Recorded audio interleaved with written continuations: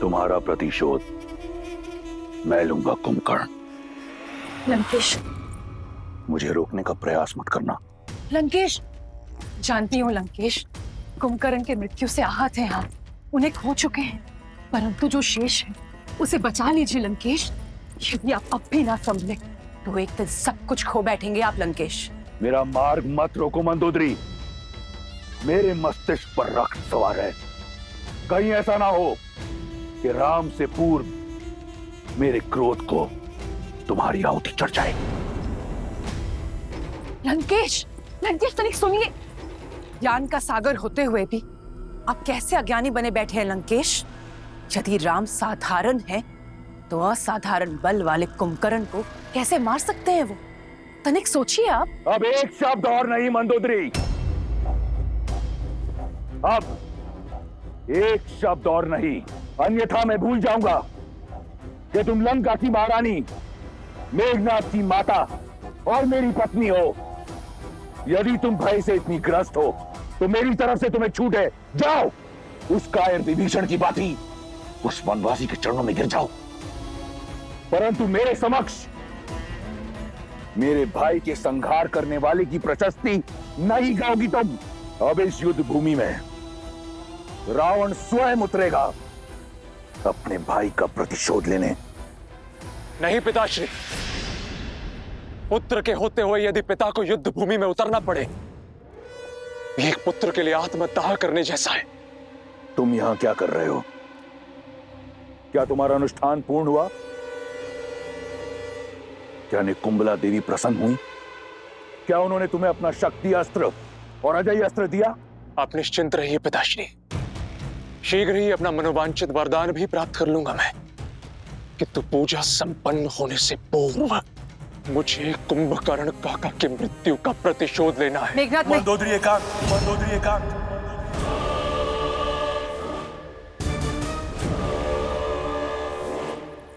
जाओ और अपना अनुष्ठान पूर्ण करो। यह युद्ध मेरा है और मेरे रहते अब किसी को अपने प्राणों की आहुति नहीं देनी पड़ेगी। मैं ऐसा नहीं होने दे सकता पिताश्री। मेरे रहते आप युद्ध भूमि में उतरेंगे, इसका अर्थ तो यही हुआ ना कि आपका पुत्र लड़ने से पूर्व ही पराजित हो गया। नहीं पिताश्री, मैं ऐसा होने नहीं दे सकता। ना पिता युद्ध भूमि में उतरेंगे, ना ही भाई को अपना अनुष्ठान बीच में छोड़ना होगा।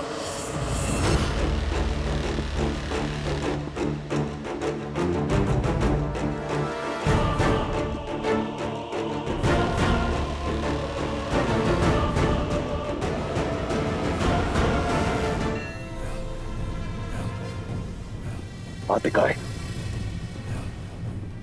पुत्र, तुम यहां क्या कर रहे हो? आप इकलौते दशानन पुत्र शेष नहीं है मेघनाथ। दशानन का यह पुत्र अभी जीवित है। मैं जाऊंगा उस नर और वानर सेना से लड़ने के लिए।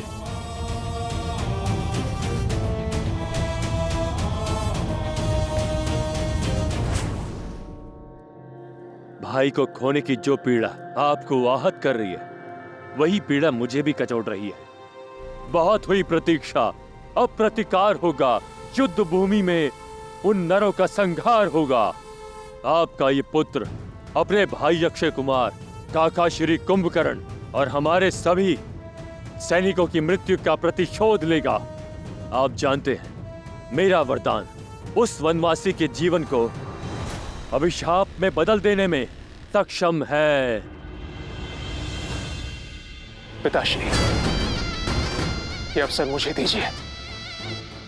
नहीं पुत्र, तुम्हारा यह अनुष्ठान हमारी जीत को प्रशस्त करेगी। तुम्हें इस बात का ज्ञात नहीं। अपने तप को नष्ट मत करो। विवश कर दो निकुंबला देवी को तुम्हें वरदान देने के लिए। विवश कर दो उन्हें कि वो तुम्हें वो अस्त्र दें, वो शक्ति अस्त्र जिससे तुम अजयी होगे। जाओ और अपना अनुष्ठान पूर्ण करो। जो आज्ञा पिताश्री।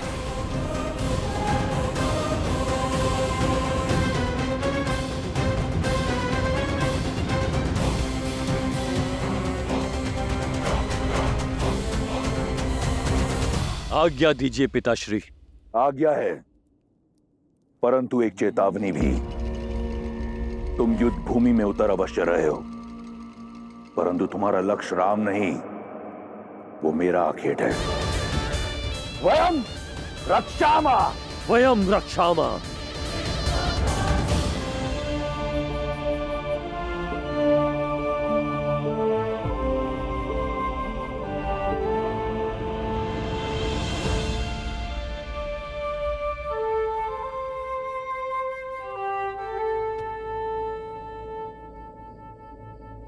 धर्म का पथ दुर्गम होता है विभीषण,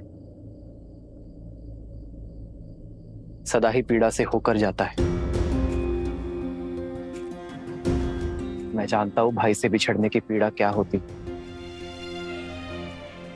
तो आपने तो वो किया है विभीषण जो धर्म कहता है। आपने अपने अधर्मी भाई को सद्मार्ग पर लाने का प्रयास किया है, किंतु अपने अंत के चयन के लिए केवल और केवल कुंभकर्ण ही उत्तरदायी है। प्रभु, कुंभकर्ण भैया ने मुझे घर का भेदी कहा। उनकी मृत्यु का कारण मैं हूं प्रभु, उनकी मृत्यु का कारण मैं हूं। सबकी मृत्यु कर्मों का ही फल होता है विभीषण। आपने तो उसे उचित अनुचित के बीच का भेद सिखाया, और जो व्यक्ति अनुचित का पक्ष लेता है उसका अंत सदैव वरदांत होता है। किंतु आशा की बात तो यह है विभीषण कि अंततः कुंभकर्ण ने अपने सत्य को जाना। इस लोक में भले ही वो पतन के संसार में रहा, किंतु परलोक में वो उचित स्थान अवश्य पाएगा।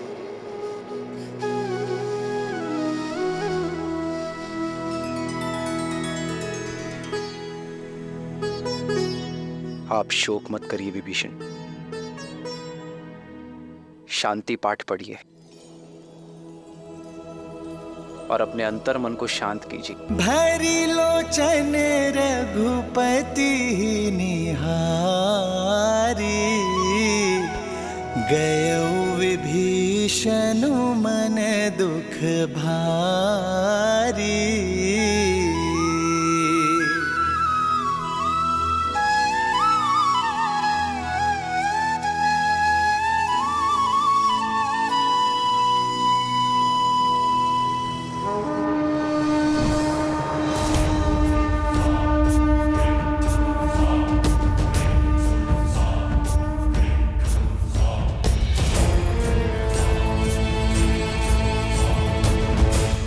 हमें तो लगा था कि ये रावण इस समय शोक मना रहा होगा, परंतु उसने तो रात्रि में ही इस युद्ध का शंखनाद कर दिया।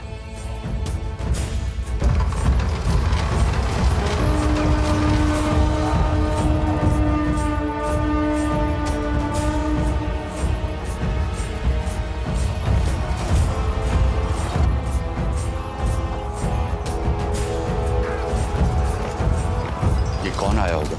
केवल दो ही तो शेष हैं, रावण या उसका वो अभिमानी पुत्र मेघनाद।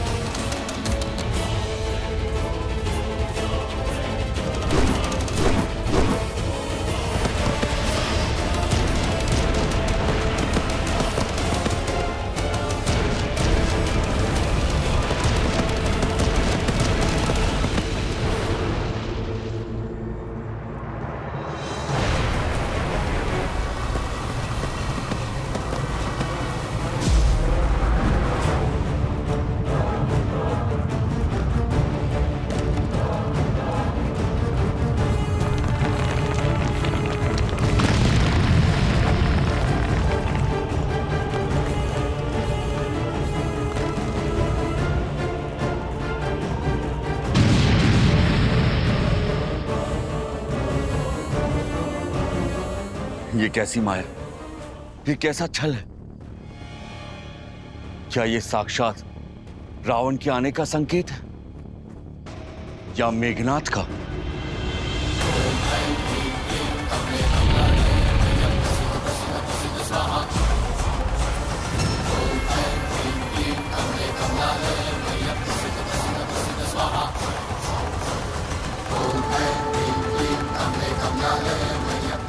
मुझे ये अजय रथ पुनः प्रदान करने हेतु आपका कोटि कोटि आभार। अब इस अजय रथ पर सवार होकर उन वनवासियों का अंत करने हेतु मुझे शक्ति अस्त्र भी प्रदान करे। वो अस्त्र जिसका काट न कोई अस्त्र है न कोई शस्त्र।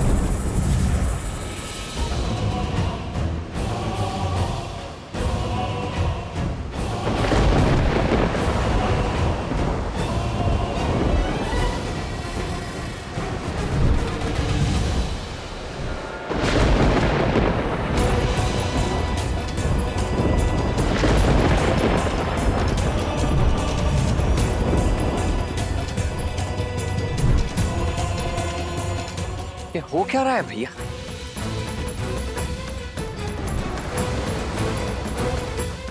अग्नि, जल, वायु, धरा और आकाश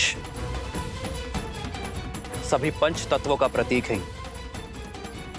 ये मायावी जो भी है पंच तत्वों की शक्तियों को प्रत्यक्ष करने का प्रयास कर रहा है।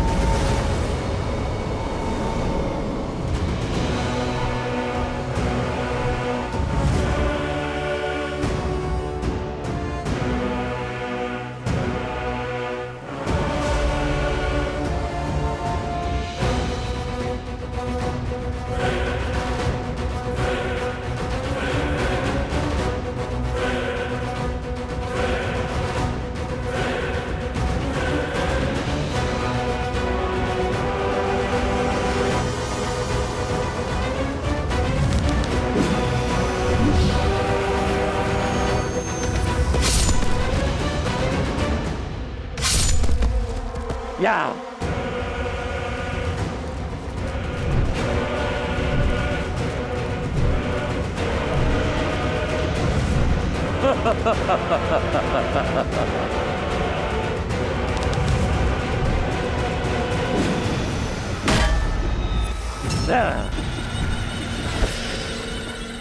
तुम्हारा लक्ष्य है भाई के बदले भाई के प्राण। तुम्हारा भाई अक्षय कुमार और मेरा भाई कुंभकर्ण, इनके संहार का प्रतिशोध होगा। लक्ष्मण के प्राण तुम्हारा हर वार गाज बनकर लक्ष्मण पर गिरना चाहिए। तुम तुच्छ वानरों से लड़कर अपनी शक्ति को कलंकित नहीं करेगा ये अतिकाय। मुझे राम का भाई चाहिए, लक्ष्मण चाहिए मुझे। अपने भाई अक्षय कुमार और अपने पिता के भाई वीर कुंभकर्ण का प्रतिशोध लेना है मुझे। उस राम के भाई लक्ष्मण से। लक्ष्मण, कहां छुपे बैठे हो कायर? कैसे रघुवंशी हो, युद्ध की ललकार पर भी मौन बैठे हो? भैया, ये दुस्साहसी आपके भाई की शक्ति को ललकार रहा है, रघुकुल के साहस को चुनौती दे रहा है। ये मुझे काहे कह रहा है?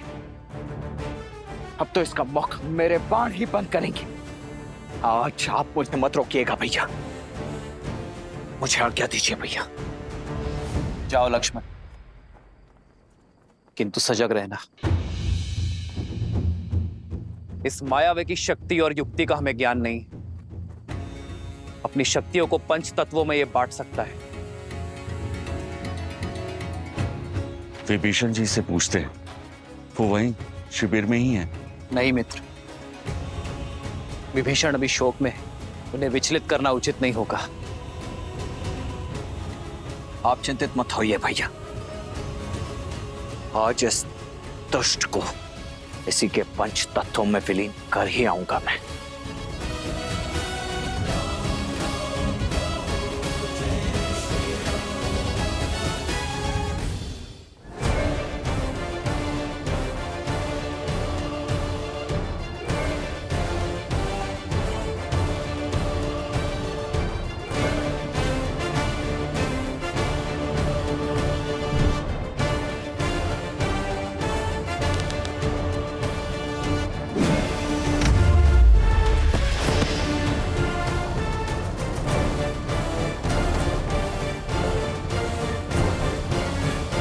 लो, मैं आ गया तुम्हारे समक्ष, दशरथ पुत्र लक्ष्मण, जिसका प्रहार आज तुम्हारे दुस्साहस का अंत करेगा, क्योंकि तुमने मुझे नहीं,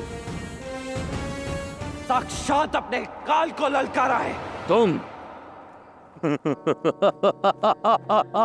तुम हो लक्ष्मण, तुम बनोगे मेरा काल। इतना छोटा सा, इतना कोमल सा काल। बस एक गुण है तुम में जो तुम्हें मेरे आखेट के योग्य बनाता है, वो ये है कि तुम उस राम के भाई हो। अब सहो एक भाई का और एक भतीजे का प्रतिकार। आक्रोश जोश क्रोध का ये क्षण है प्रतिशोध का, ललकार और पुकार का ये क्षण है अति विरोध का।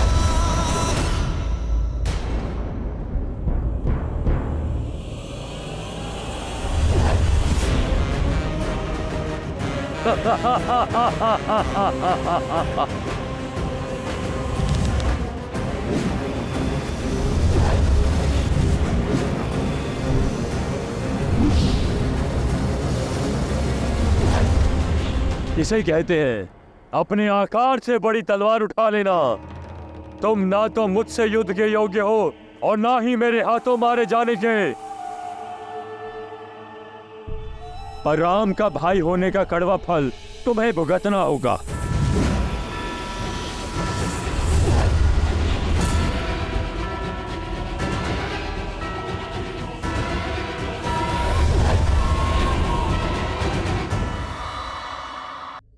प्रभु, वानर राज सुग्रीव का कथन ठीक है। हमें विभीषण जी को बुलाकर उन्हीं से पूछना चाहिए। हमें पूछना चाहिए कि इस अतिकाय की माया का काट क्या है प्रभु। केवल ये जाकर देखो हनुमान कि विभीषण सकुशल है या नहीं। यदि वो शोक में है तो उन्हें सांत्वना देना, क्योंकि मैं उनके पास नहीं। जितनी आवश्यकता हमें विभीषण की, उससे अधिक आवश्यकता उन्हें हमारी। जाओ हनुमान।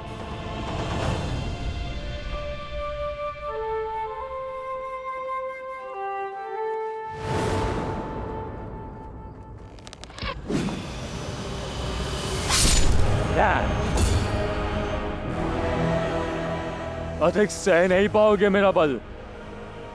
स्मरण कर लो अपने कुल देव को और मांग लो क्षमा। राम का छोटा भाई बनकर जन्म लेने के अपराध को। इस पर आक्रमण तब करना होगा जब इसका ध्यान ना हो।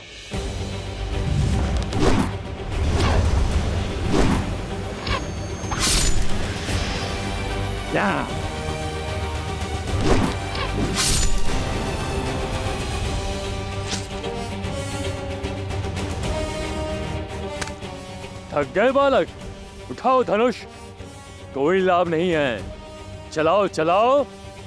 तुम इतने निर्बल हो चुके हो, तुम्हारे बाण मुझ तक पहुंच भी नहीं पाएंगे। मूर्ख अभिमानी!